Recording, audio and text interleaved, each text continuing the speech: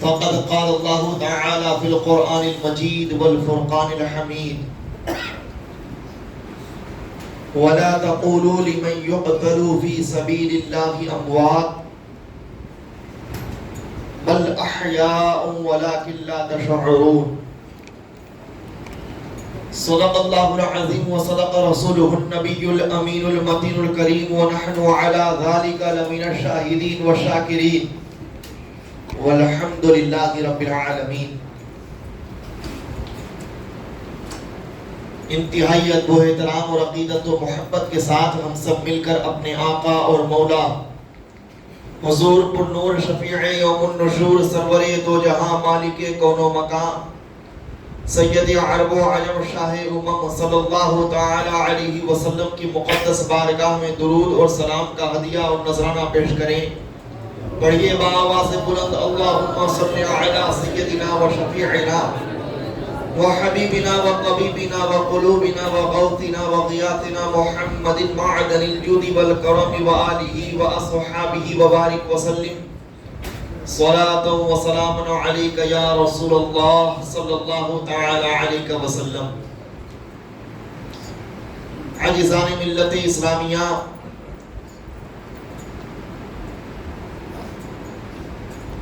10 محرم الحرام شریف یوم شہادت امام علی مقام امام حسین رضی اللہ تعالی عنہ ہے۔ آپ اور ہم بخوبی جانتے ہیں کہ امام حسین رضی اللہ تعالی عنہ کے ساتھ میدان کربلا میں جو واقعات رونما ہوئے ان کے اسباب کیا تھے، ان کے ریزنز کیا تھے اور ان کے نتائج کیا نکلے۔ امام حسین رضی اللہ تعالی عنہ کی فضیلت کے لیے اتنا ہی کافی ہے کہ میرے آقا نبی محترم صلی اللہ تعالی علیہ وسلم نے ارشاد فرمایا الحسین منی وانا من الحسین، حسین مجھ سے ہے اور میں حسین سے ہوں۔ نبی کریم صلی اللہ تعالی علیہ وسلم نے ارشاد فرمایا حسین مجھ سے ہیں، حسین مجھ سے ہیں۔ اس لفظ میں اتنی گہرائی موجود ہے، اتنے معانی موجود ہے کہ اگر کوئی مومن اس لفظ کی حقیقت تک پہنچ جائے تو خدا کی قسم وہ سچا پکا ایمان والا ہو جائے گا۔ حسین مجھ سے ہیں، حسین میری آگوش تربیت کے پالے ہوئے ہیں، حسین میری مجلس علم کے پالے ہوئے ہیں، حسین میری خون پاک سے ہیں، حسین میرے جگر کا ٹکڑا ہے، حسین میری نسل پاک کی آبرو ہے، حسین میری اولاد کا سردار ہے، حسین مجھ سے ہے۔ اگر کسی کو مجھے پہچاننا ہو تو حسین کو پہچاننا ہوگا، اگر کسی کو مجھے سمجھنا ہو تو حسین کو سمجھنا ہوگا۔ میرے جمال کو دیکھنا ہو حسین کے جمال کو دیکھ لو، میرے کمال کو دیکھنا ہو حسین کے کمال کو دیکھ لو، میرے فضل و کرم کو دیکھنا ہو حسین کے فضل و کرم کو دیکھ لو، میری سخاوت اور جود و کرم کا نظارہ کرنا ہو حسین کی سخاوت اور جود و کرم کو دیکھ لو، میری سرداری دیکھنی ہو حسین کی سرداری دیکھ لو، میری قیادت و رہبری دیکھنی ہو حسین کی قیادت و رہبری دیکھ لو۔ مجھے اگر ہادی اور رہبر و رہنما کی حیثیت سے پہچاننا چاہتے ہو تو حسین کی مجلس علم میں چلے جاؤ، تمہیں ایسے ہادی اور رہبر و رہنما کا سامنا ہوگا کہ مصطفیٰ کی مجلس علم کی یادیں تازہ ہو جائیں گی۔ حسین مجھ سے ہیں اور میں حسین سے ہوں۔ آج امام عالی مقام رحمت اللہ رضی اللہ تعالی عنہ کو سمجھنے کے لیے یہی ایک حدیث کا ٹکڑا کافی ہے، حسین مجھ سے ہے اور میں حسین سے ہوں۔ آپ ذرا غور کیجئے، حسین مجھ سے ہیں، یہ ایسے ہی ہے جیسے دارالعلوم گلشن اجمیر میں پڑھنے والے بچوں کے بارے میں کہوں یہ ہمارے دارالعلوم گلشن اجمیر کے طالب علم ہیں۔ پھر اللہ رب العزت 8 یا 10 سال تک تعلیم حاصل کرنے کے بعد ان بچوں کو وہ مقام و مرتبہ عطا کرے کہ اب یہ دارالعلوم گلشن اجمیر کی پہچان بن جائے، اور پھر کہا جائے یہ اب دارالعلوم گلشن اجمیر کے طالب علم نہیں بلکہ دارالعلوم گلشن اجمیر کی پہچان ہے۔ تو یہ ابتدا کا عالم یہ ہے کہ یہ دارالعلوم گلشنی اجمیر کے طالب علم تھے، اور انتہا کا عالم یہ ہے کہ یہ دارالعلوم گلشنی اجمیر کی پہچان بن گئے۔ میرے مصطفیٰ نے کہا سنو، حسین کی ابتدا یہ ہے کہ وہ میرے مجلس علم کے ایک تلمیذ ہیں اور میرے جگر کا ٹکڑا ہے، اور ان کی انتہا یہ ہے کہ جب وہ میدان کربلا میں ہوں گے تو میں حسین سے پہچانا جاؤں گا، میرے دین کو حسین سے پہچانا جائے گا، میری ذات کو حسین سے سمجھا جائے گا، میرے اسلام کو حسین سے مانا جائے گا۔ بلکہ اس وقت عالم یہ ہے کہ جب تک میں زندہ ہوں حسین مجھ سے ہیں، اور جب میں دنیا سے چلا جاؤں گا میرے جلووں کو دیکھنا ہو تو حسین کو دیکھ لینا، میری امانتوں کو دیکھنا ہو حسین کو دیکھ لینا، میرے مجاہدوں کو دیکھنا ہو حسین کو دیکھ لینا، میری شجاعت و بہادری کو دیکھنا ہو حسین کو دیکھ لینا۔ اس لیے کہ اس وقت میرے کل وجود کی معرفت بن کر حسین آفتاب کی شکل میں چمکے گا، حسین مہتاب کی شکل میں چمکے گا، حسین ایک ایسا در فشاں بن جائے گا کہ اس کی روشنی میں پوری کائنات کے مسلمان روشن اور تابناک ہوتے چلے جائیں گے۔ حسین مجھ سے ہے اور میں حسین سے ہوں۔ اسی حدیث شریف کے دوسرے ٹکڑے میں میرے آقا نے ارشاد فرمایا احب اللہ من احب حسینا، اللہ اس سے محبت کرے جس نے حسین سے محبت کی، اللہ اس سے محبت کرے جس نے حسین سے محبت کی۔ میرے آقا نے ارشاد فرما دیا کہ حسین سے محبت کرنا گویا اس بات کی دلیل ہے کہ رب تبارک و تعالیٰ کا وہ محبوب ہے۔ اب اگر کوئی محبوب خدا بننا چاہتا ہے تو اسے پہلے حسین سے محبت کرنی ہوگی، حسین سے سچا عشق رکھنا ہوگا، سچا لگاؤ کرنا پیدا کرنا ہوگا، سچی الفت و محبت پیدا کرنی ہوگی۔ اور پھر میرے آقا نے ارشاد فرمایا الحسین سبط من الاسباط، حسین میرے نواسوں میں سے شان والا نواسا ہے، میرے نواسوں میں سے عظمت والا نواسا ہے، رفعت والا نواسا ہے۔ یہاں پر علم والے لوگ موجود ہیں جو اسکول اور کلاسز میں پڑھے ہوئے ہوں گے۔ آپ جانتے ہیں میرے آقا نے اس حدیث شریف کو 2 سطر میں کس طور پر فرمایا؟ الحسین منی وانا من الحسین، احب اللہ من احب حسین والحسین سبط من الاسباط۔ اس حدیث شریف میں آپ دیکھیے سرکار نے پہلے فرمایا الحسین منی وانا من الحسین، جبکہ کلام کا طریقہ یہ ہے کہ اگر کلام میں کسی کا ذکر ایک مرتبہ آ جائے اس طور پر کہ کسی کا نام عبداللہ ہے اور میں کہہ رہا ہوں کہ میں عبداللہ سے ہوں، تو میں کہوں گا اور وہ مجھ سے،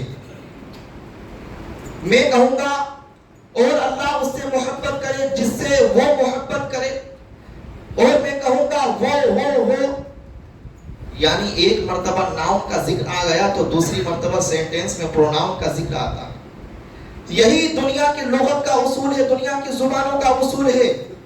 گرامر یہی کہتا ہے کہ اگر ایک مرتبہ آپ نے ناؤن کا ذکر کر دیا تو دوسری مرتبہ پروناؤن چاہیے، بار بار ناؤن کو ذکر مت کیجئے۔ لیکن میرے مصطفیٰ نے لغت کے تمام قوانین کو بڑے خوبصورت اسلوب میں پیش کیا اور کہا سنو، حسین کو جب میں ذکر کروں گا پروناؤن سے نہیں ناؤن سے ذکر کروں گا، ضمیر سے نہیں ظاہر سے ذکر کروں گا، اور میں ہر بار یہی کہوں گا حسین مجھ سے ہے اور میں حسین سے ہوں۔ اللہ اس سے محبت کرے جو حسین سے محبت کرے، اور حسین میرے پیارے لاڈلوں میں سے ایک لاڈلا ہے، میرے شان والے نواسوں میں سے شان والا نواسا ہے۔ اب ذرا سرکار دو عالم سے پوچھئے کہ اے میرے آقا بار بار حسین کا تذکرہ کرنے کی ضرورت کیوں پیش آئی، بار بار حسین کا نام لینے کی ضرورت کیوں پیش آئی؟ اے میرے آقا ایک مرتبہ کہہ دیتے آپ کے اوپر تمام غلام جانثار کر دیتے اور آپ کے فرمان کو سچا سمجھ لیتے۔ میرے مصطفیٰ جواب دیں گے سنو، میں حسین سے اتنی محبت کرتا ہوں کہ صرف اس کی ذات ہی سے مجھے محبت نہیں ہے، اس کے نام سے بھی پیار کرتا ہوں۔ جب اس کا نام لیتا ہوں مجھے تسکین مل جاتی ہے، جب اس کا نام لیتا ہوں مجھے سرور ملتا ہے، جب اس کا نام لیتا ہوں مجھے لذت آگہی مل جاتی ہے۔ اس لیے میں حسین کو ضمیر سے نہیں بلکہ اس کے ذکر سے یاد کر رہا ہوں۔ پتہ یہ چلا ذکر حسین کرنا مصطفیٰ کی یاد ہے، ذکر حسین کرنا مصطفیٰ کی شان ہے، ذکر حسین کرنا مصطفیٰ کی سنت ہے، ذکر حسین کرنا مصطفیٰ کا طریقہ ہے۔ پتہ یہ چلا جو اس حسین کا ذکر مسنا کو زندہ کر رہا ہے۔ میرے آقا نے، مصطفیٰ نے بار بار ذکر کر کے امام حسین کے ذکر کو زندہ کر دیا۔ اور جب امام حسین کے لاڈلے، ہندوستان کے راجا، ہم سب کے خواجہ، سلطان اجمیر سیدنا شاہ معین الدین اجمیری رضی اللہ تعالی عنہ امام حسین کا تذکرہ کرتے ہیں تو اسی شان کے ساتھ کرتے ہیں کہ شاہ است حسین، بادشاہ است حسین، دین است حسین، دین پناہ است حسین، سردار نداد در دست یزید، حقہ کے بنا لا الہ است حسین۔ آپ دیکھئے کہ سرکار غریب نواز رضی اللہ تعالی عنہ نے کتنا خوبصورت شعر بیان کیا، بار بار حضرت امام حسین کا نام لیا اور اس شان کے ساتھ نام لیا کہ شاہ است حسین۔ حسین کون ہے؟ شاہ ہیں، بلکہ شاہ نہیں شہنشاہ ہیں، دین نہیں دین کی پناہ ہے۔ اور امام حسین کی شان اتنی ہے کہ امام حسین نے سر تو دے دیا لیکن یزید کے ہاتھ میں اپنا ہاتھ نہ دیا۔ حق تو یہ ہے کہ کلمہ طیبہ لا الہ الا اللہ کی بنیاد حسین ہے۔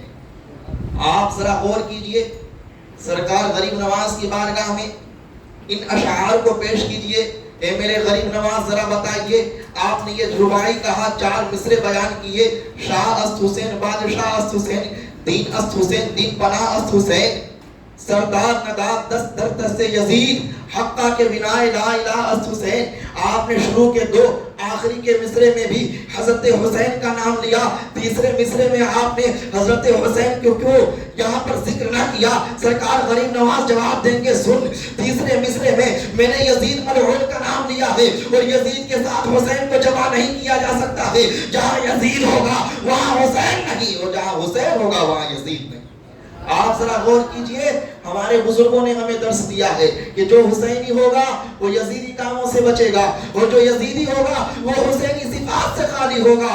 آج ہمیں اور آپ کو اپنے اخلاق سے، اپنے کردار سے، اپنے تیور سے، اپنے عمل سے، اپنی سیرت و صورت سے یہ ظاہر کرنے کی ضرورت ہے کہ ہم سچے پکے حسینی ہیں۔ وہ حسینی کیسا جو حضرت حسین کے سجدے پر نہ چلے، وہ حسینی کیسا جو حضرت حسین جیسی نمازیں نہ پڑھے، وہ حسینی کیسا جو حضرت حسین کی طرف بندگی کا ذوق و شوق نہ رکھے۔ آج زبانی حسینی کی جگہ ہمیں پکا سچا اور معنوی حسینی بننے کی ضرورت ہے، اور اس معنوی حسینیت کو قائم کرنے کے لیے نمازوں کو قائم کرنا ہوگا، روزوں کو قائم کرنا ہوگا، سجدوں کو قائم کرنا ہوگا، زکوٰۃ کو قائم کرنا ہوگا، اور ان تمام اسلامی احکام پر عمل کرنا ہوگا جس کے لیے امام حسین نے جام شہادت پوش کر لیا۔ آپ جانتے ہیں کربلا کا فلسفہ کیا ہے؟ کربلا میں 2 باتیں ہوئی۔ اگر پورے کربلا کی داستان کو شبدوں میں نچوڑا جائے تو کہا جائے گا کہ کربلا میں 2 باتیں ہوئی، ایک دین کا قیام ہوا اور دوسرا سجدہ۔ امام حسین مدینۃ الرسول کو چھوڑ کر مکہ مکرمہ تشریف لے گئے۔ مکہ مکرمہ میں پیدل پہ خطوط آنے کے بعد حضرت مسلم بن عقیل کو بھیجتے ہیں کوفہ۔ کوفہ والوں نے جب عہد و پیمان ظاہر کیا، حضرت مسلم بن عقیل مطمئن ہوئے، خط بھیج دیا، امام علی مقام تشریف لے آئے۔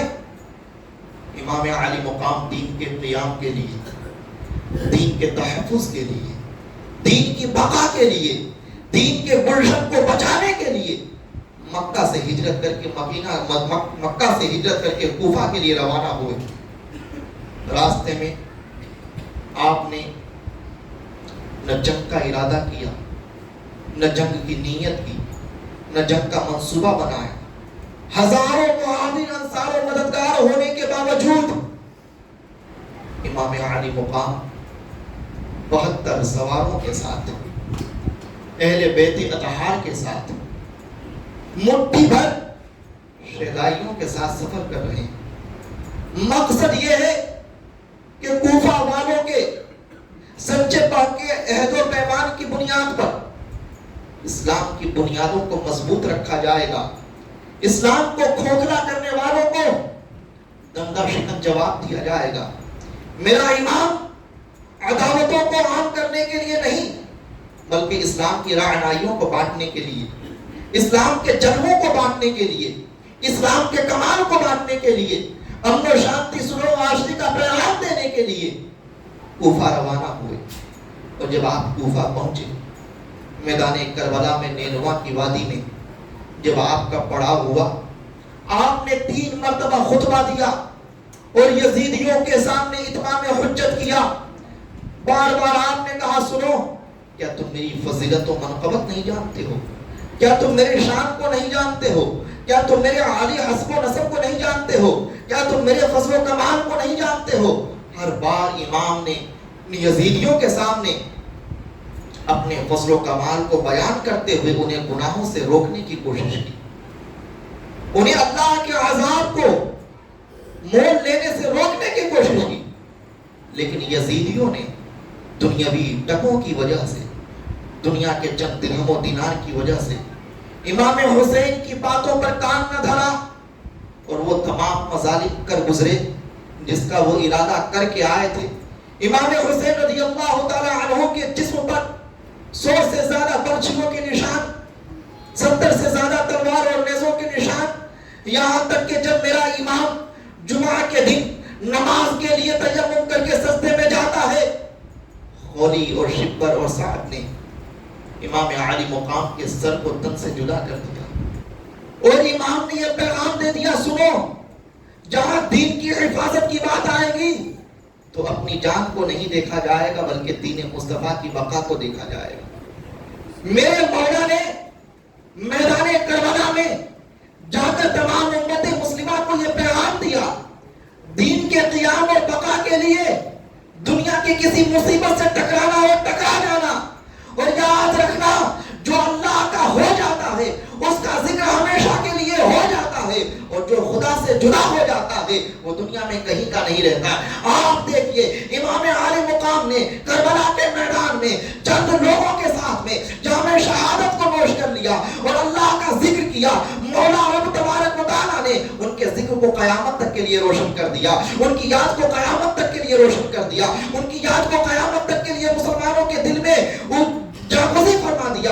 آج ہر مومن کے دل میں امام حسین کی محبت زندہ ہے، امام حسین کی الفت زندہ ہے، امام حسین کا عشق زندہ ہے، امام حسین کا احترام زندہ ہے. جبکہ امام حسین مظلومانہ شہید کیے گئے لیکن وہ فاتح سلطان بن گئے، اور یزید حکومت کے دو دبدبا کے باوجود دنیا میں ناکام ہو گیا، ملعون ہو گیا، مردود ہو گیا. پتہ یہ چلا اللہ رب العزت تعداد کو نہیں دیکھتا ہے، وہ قلب کی نیتوں کو دیکھتا ہے، قلب کے ارادوں کو دیکھتا ہے، قلب کے اندر موجود جذبات کو دیکھتا ہے. آج بھی اگر چند مٹھی بھر مسلمان حسینی کردار و صفات سے لیس ہو کر میدان میں اتر جائیں گے، مجھے یقین ہے اسلام پر ہونے والے تمام ظلم و ستم کا خاتمہ ہو جائے گا، مسلمانوں پر ہونے والے تمام مظالم کو مٹا دیا جائے گا. لیکن شرط یہ ہے کہ ہم زبان سے نہیں، حسینی صفات و کردار کو اپنا آلہ اور ہتھیار بنا کر میدان میں اترے. یہی صفات و کردار ہمارے لیے وہ تمام چیزیں کر گزریں گی جس کی تمنا ہم اپنے دل میں رکھتے ہیں. عزیزان گرامی وقار، حضرت امام عالی مقام نے صرف 2 چیزوں کو عام کیا.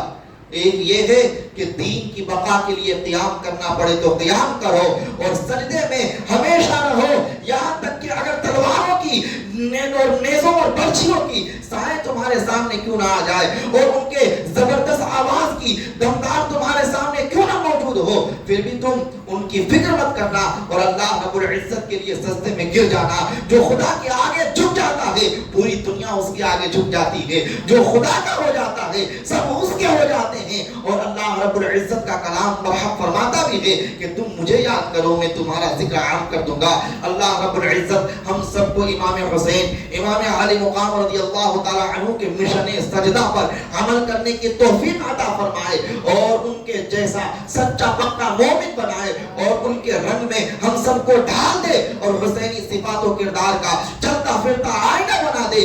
دیندار نہیں بلکہ مکمل دین بنا دے، مومن نہیں بلکہ مکمل ایمان بنا دے، مسلم نہیں بلکہ مکمل اسلام بنا دے. وما علینا الا البلاغ المبین. السلام علیکم ورحمۃ اللہ تعالی وبرکاتہ.